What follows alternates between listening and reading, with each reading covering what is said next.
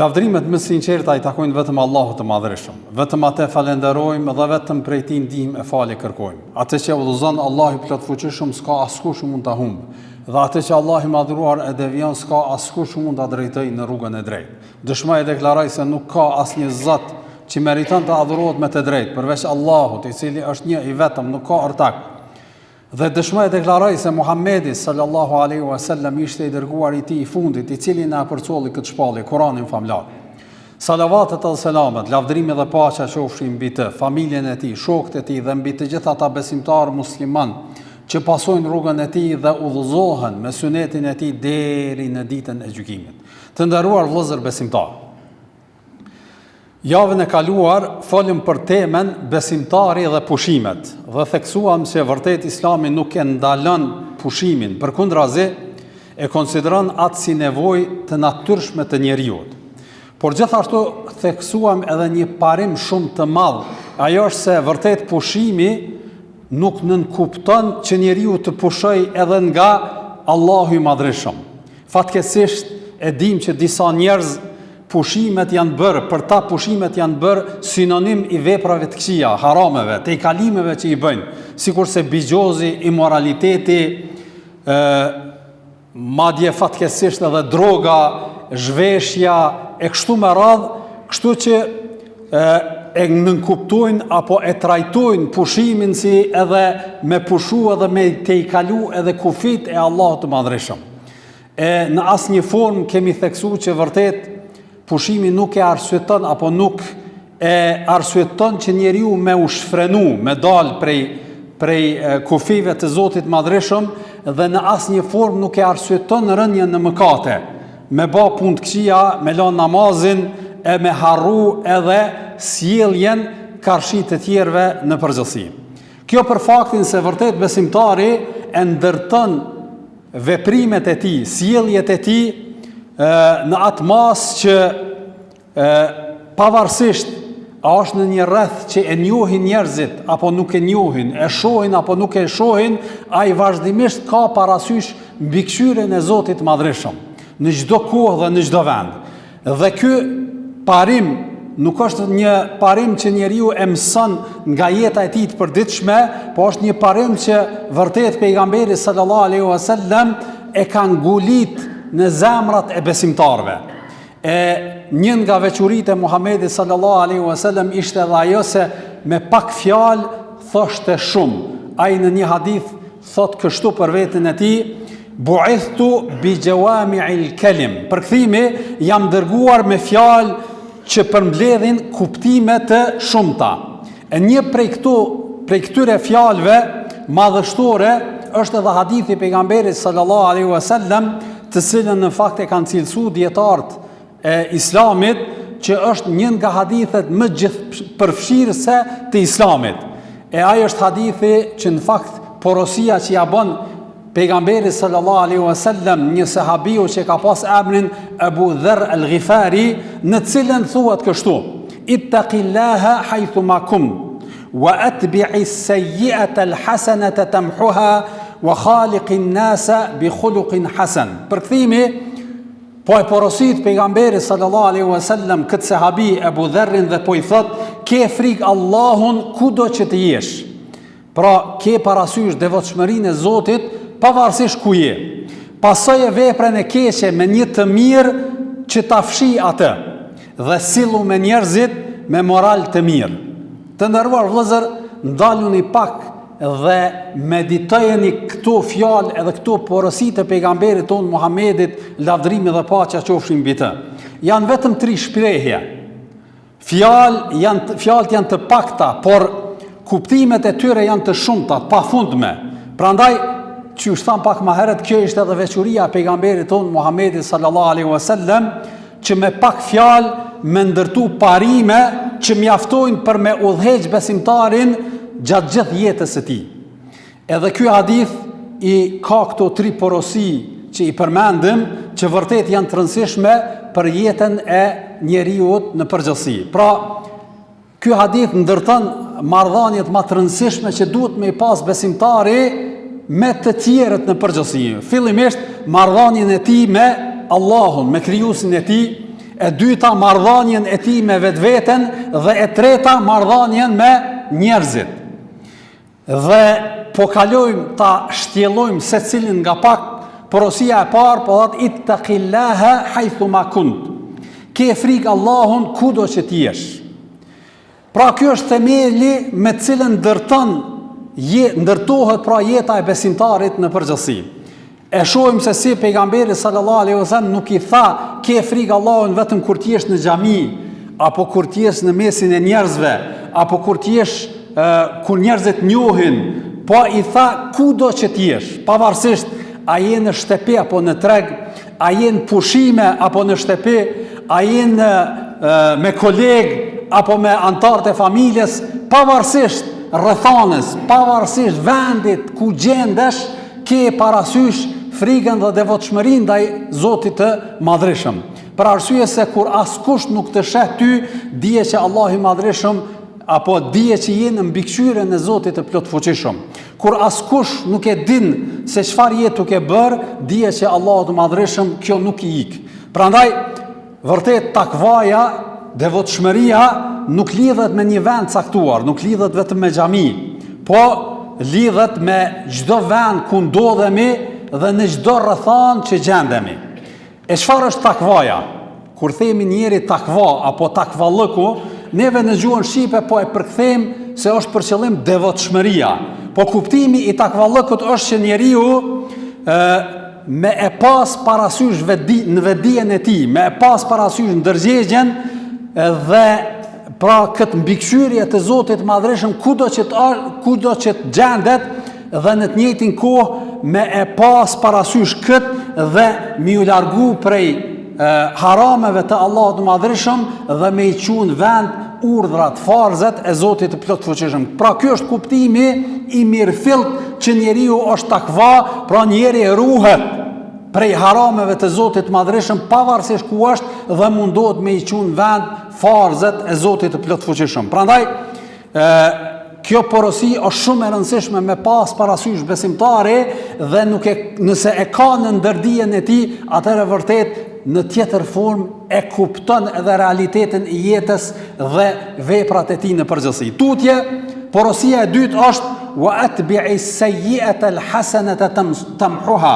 Përkthimi, pasoje veprën e keqe me një të mirë që ta fshijë atë keqen. Për arsye se vërtet pejgamberi sallallahu alaihi wasallam e ka ditë natyrshmërinë e njeriu që nuk është i pagabum, nuk është njeriu me laçe.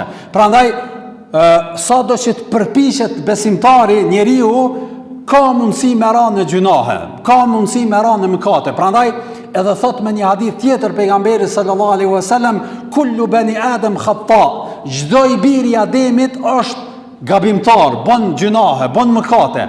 Wa khairul khata'ina at-tawwabun, dhe njerëzit apo gabimtarët më të mirë janë ata që kthehen te Zoti i Madhreshëm me pendim dhe me kërkim falje. Prandaj edhe ky hadith po e sqaron në formën dhe mënyrën më të mirë që nëse je në ndonjë rrethan, në ndonjë situatë që mundesh me bën ndonjë gjunah, atëherë mos u dorëzo, po kërko falje te Zoti i Madhreshëm dhe pasoje përmirësoje atë gjunohin tënë me një vepër të mirë, për arsye se ajo vepër e mirë e fshin gjunohin të cilën e ke bërë. Kjo është një prej mëshirave më të jashtëzakonshme që Allahu i Madhreshëm i ka përfshi besimtarët në përgjithësi, që nëpërmjet përmirësimit të tij dhe përmirësimit të veprave të këqija të tij me vepra të mira, pra i fshin ato të këqija që ka mundësi me i bë në një rrethan, në një situatë kur e humb pra vetdijen edhe mundet me ra në ndonjë mëkat qoftë edhe pa qëllim. Edhe kjo e vërteton edhe më së miri edhe një ajet në surën El-Hud, ajeti 114, ku po thot Zoti i Madhreshëm, innal hasanat yudhhibna as-sayyi'at dhalika dhikra lidh-dhakirin. Përkthimi, po thot Zoti i Madhreshëm, vërtet, me të vërtet, veprat e mira i shlyejnë veprat e këqija. Kjo është këshill për ata që kujtojnë Allahun. Edhe një hadith të cilën e përcjellin dy koleksionistët e njohur, Buhariu dhe Muslimi në librat e tyre, tregon apo përcjellet një tregim shumë prekës, në të cilën një njeri vjen te pejgamberi sallallahu alaihi wasallam i merakosun, i mërzitun, vrehet në zemrën e tij breng, që ka një breng, edhe vjen te pejgamberi sallallahu alaihi wasallam edhe hapet, qelet, edhe i thot: "Oj dërgumi i Zotit, e kum bë një gjinah, e kum bë një mëkat në një situatë, në një rrethon të mosvedijes, e kum bë një punë të keqe. Dhe më trego çka me bë, qysh me largu, qysh me hjek prej vetes teme këtë barë të sën e kum bë." E çka ndodhi? Pejgamberi sallallahu alaihi wasallam nuk e çortoi, nuk i bërtiti, as nuk bani ndonjë veprim, por heshti, për arsye se priste prej Allahut Madhreshëm me arë një shpallje dhe me vlerësu dhe me cilësu se cila është rrugdalje për këtë gabim edhe për këtë situatë në cilën po ndodhet ky njeri. Dhe pas një kohe zbret ky ajet, pra në surën Hud, ku Allahu i Madhreshëm bëhet: "Innal hasanat yudhibna as-sayyi'at." Vërtet veprat e mira i fshin veprat e këqija. Prandaj e thret ky njeri, për arsye se ky nga mërzia kishte filluar mu largu, mu kthy, do thot me ec i mërzitun, i brengosun, se si pejgamberi sallallahu alaihi wasallam nuk ju përgjigj atij me ndonjë zgjidhje, edhe e thret, thot: "Eja këtu", edhe ja lexon ajetin edhe i thot: "Vërtet veprat e mira i fshin veprat e këqija. Pra pendohu dhe pasoje atë vepër të keqe të cilën e ke bë me ndonjë vepër të mirë, edhe Allahu i Madhreshëm ta fshin." Edhe njëri nga sahabët që ishte prezent aty thot: "Oj dërgumi i Zotit, oj dërgumi i Zotit, a është kjo vetëm për këtë njeri, pra është përjashtim kjo vetëm për këtë njeri, apo edhe për njerëzit të gjithë?" Edhe pejgamberi sallallahu alaihi wasallam thot: "Bellin nasi jami'a", apo "Bellin nasi amma". Përkthimi, po thot pejgamberi sallallahu alaihi wasallam: "Jo, kjo vlen për të gjithë njerëzit." Pra për të gjithë, nuk është diçka e posaçme vetëm për këtë njeri. Prandaj, vëllezër të nderuar, ky është mesazhi i më i madh i Islamit, që vërtet mëkati nuk duhet neve me na largu nga Zoti i Madhreshëm. Në të kundërtën, duhet të thot me mju kthy Zotit të plotfuqishëm me pendim, me kërkim falje dhe me e pasu atë mëkat me veprat tona të mira që i bëjmë pas kësaj. Dhe kështu e përmirësojmë veten tonë, edhe kjo është do thot natyra e njeriu. Prandaj pyetja nuk është a ke gabu, po pyetja e drejtë do të ishte që secili do të m'ia bë vetes tonë: çka kam bë unë masi që kum bë një mëkat? A e kum pasu atë mëkat me një vepër të mirë? A jam pendu te Zoti i Madhreshëm? A kam kërku falje për atë gjuna të cilën e kum bë? Prandaj edhe nëse këto pyetje ja bëjmë vetes tonë, atëherë jemi në rrugë të hajrit, edhe jemi duke punu me veten tonë për me përmirësua dhe për me avancu, me shku përpara, me përforcu atë që tham, që me pas frikë Zotin kudo që t'jemi. Dhe e dyta, e treta, porosia e tretë është kur pejgamberi sallallahu alaihi wasallam e shpjegon një pikë tjetër që kalon në marrëdhëniet me njerëzit: "Wa khaliqin nasa bi khuluqin hasan." Përkthimi, dhe sillu me njerëzit me një moral të mirë. Dhe e shohim nga ky hadith i pejgamberit, apo nga kjo porosi e tretë e pejgamberit tonë Muhamedit sallallahu alaihi wasallam, na mëson që vërtet feja jon, Islami, nuk është një fe që na mëson vetëm për ritualet, për adhurimet, për ibadetet që duhet me i bë. Dhe aty ndalet namazi, agjerimi, haxhi edhe kështu, por tregon që pjesë e fesë është edhe morali i tij, sjellja e tij, mënyra qysh po sillet me të tjerët në përgjithësi. Edhe kjo është pjesë e fesë. Edhe kjo nënkupton, do thot Islam. Edhe kjo nënkupton fe. Prandaj edhe po thot: "Wa khaliqin nasa bi khuluqin hasan", dhe sillu me njerëzit me një sjellje të mirë, me një sjellje të mirë. Çka nënkupton kjo? Është shumë e thjeshtë. Parimi është shumë i thjeshtë për secilin prej neve. Trajtoj njerëzit qashtu që shki qef edhe ty me të trajtu. Me një fjalë, a ke dëshirë që të tjerët me të gënjy ty, me të rajt, me të mashtru? Nuk ke qef, atër mos e bët njëtin ndaj të tjerve. A ke qef që të tjerët në mezhlise, në ndaja, në situata, në rrethana ndryshme, me të ofendu, me të nënçmu, me të akuzu, me të shpif? Nuk ke qef. Atëre mos e basti të njëjtën ndaj të tjerëve. A ke qef ti kur shet e blen, apo kur blen prej tjerëve, një mall, një kerr apo diçka, pavarësisht çka është ai, ki shef me të kallëzu drejt.